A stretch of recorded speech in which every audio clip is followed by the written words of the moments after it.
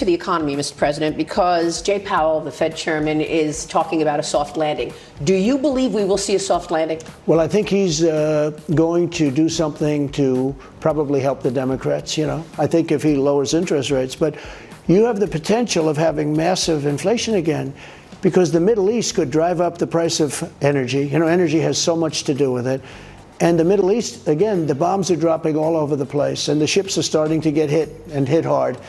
If that happens, you're going to have tremendous spikes in the price of oil. And if you do that, you're going to have big inflation. He's not going to be able to do anything. But it looks to me like he's trying to lower interest rates for the sake of maybe getting people elected. I don't know. So you think he's political?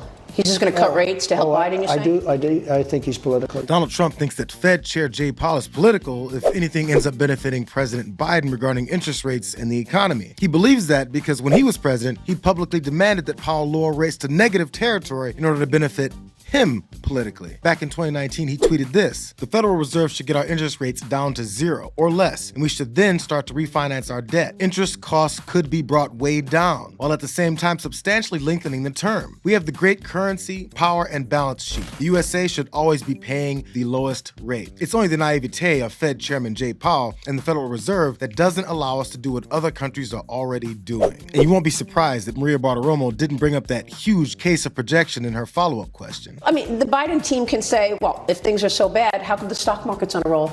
Because they think I'm going to be elected. That you think the stock market's rallying because people think you're going to be elected? I do, yeah. If you take a look at Iowa, if you take a look at New Hampshire, the stock market's been going crazy since then and long before then. When I announced I was running, I took the lead early, and then I beat everybody, including Ron DeSantis. I call him DeSantis, and I took the other names. Mr. President, back to the economy for a second. Would you reappoint Jay Powell? No, I wouldn't do that. You wouldn't reappoint him? No. Because he missed inflation?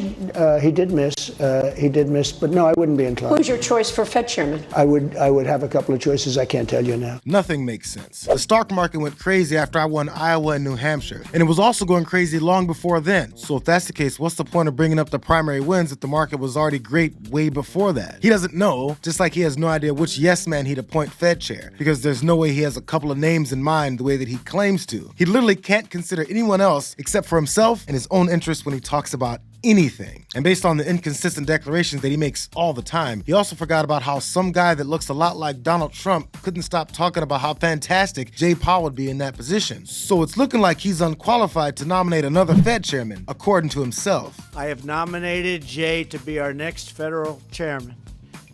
And so important because he will provide exactly that type of leadership. He's strong, he's committed, he's smart.